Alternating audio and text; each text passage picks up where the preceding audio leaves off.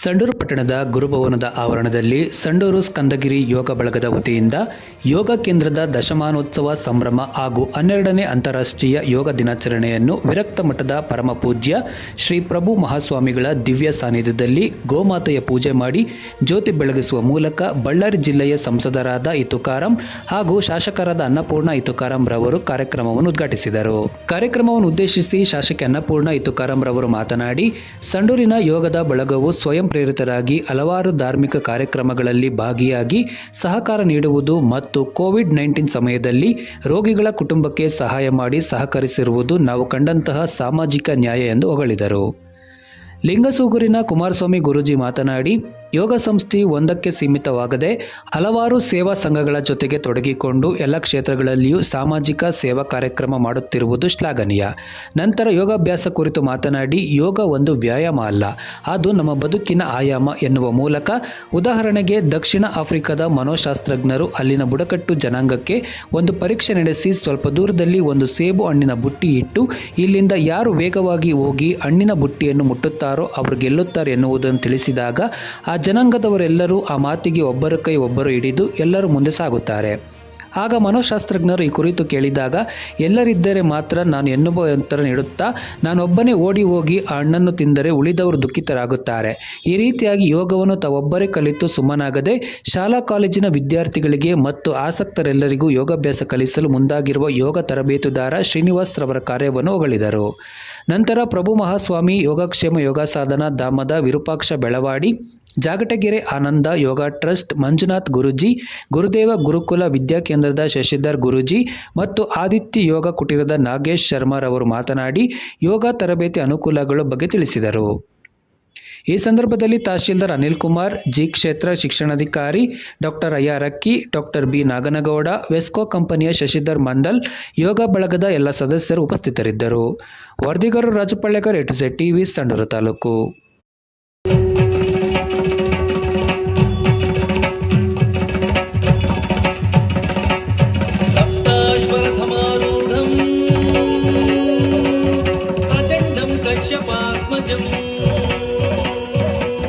श्वेतपद्मधरं देवं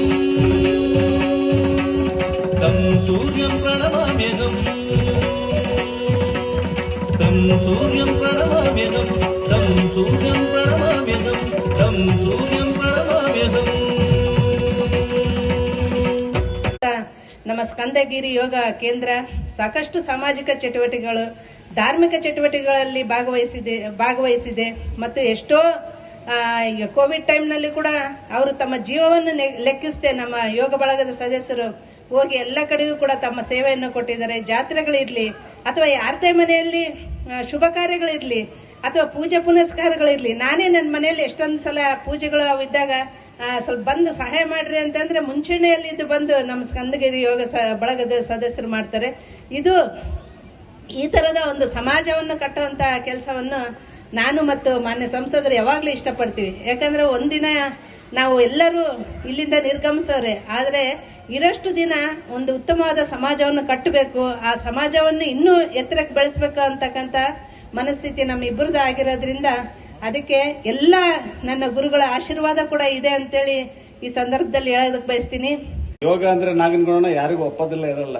ಬೆಳಕರತ್ತಿಗೆ ನಾನು ಗುಡ್ಡಕ್ಕೆ ಹೋಗ್ಬೇಕು, ಫ್ಯಾಕ್ಟ್ರಿಗೆ ಹೋಗ್ಬೇಕು ಅಂತಂತೇಳಿ ಈ ತರ ಇರ್ತಕ್ಕಂಥ ದಿನಗಳಲ್ಲಿ ಶ್ರೀನಿವಾಸ್ ಅವರು ಮತ್ತು ಎಲ್ಲರೂ ಷಣ್ಮುಖ ಇವರೆಲ್ಲರೂ ಸೇರಿಬಿಟ್ಟು ಈ ನಂಗೆ ತಿದ್ದಿ ಒಂದು ಪಾಠ ಹೇಳೋ ಲೆಕ್ಕಕ್ಕೆ ತಂದಿದಾರಲ್ಲ.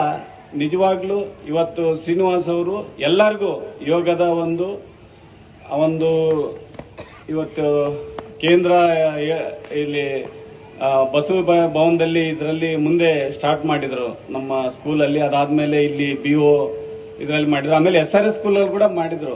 ಸ್ವಲ್ಪ ದಿನ ನಾನು ಕೂಡ ಅಲ್ಲಿ ವಾಕ್ ಮಾಡ್ತಾ ಇದ್ದೆ.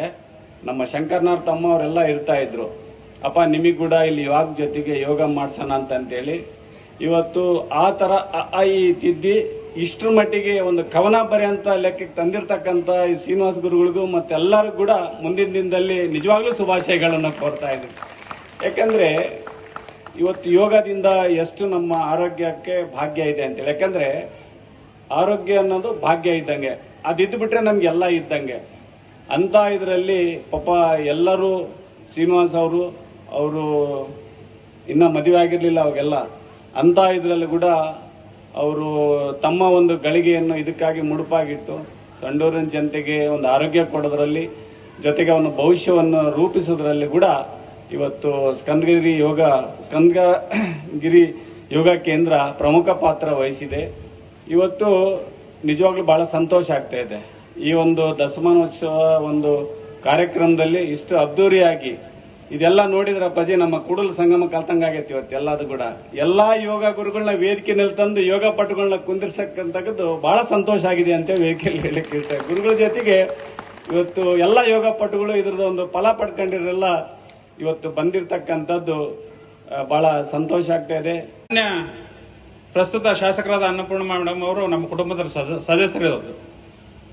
ಅವರು ಒಂದು ಅನುಕೂಲದ ಮೇರೆಗೆ ಅಂದ್ರೆ ಅವರ ಮಾಜಿ ಈಗ ಪ್ರಸ್ತುತ ಸಂಸದರಾದಂತಹ ತುಕಾರಾಮ್ ಸರ್ ಅವರು ಶಾಸಕರಿದ್ದರು.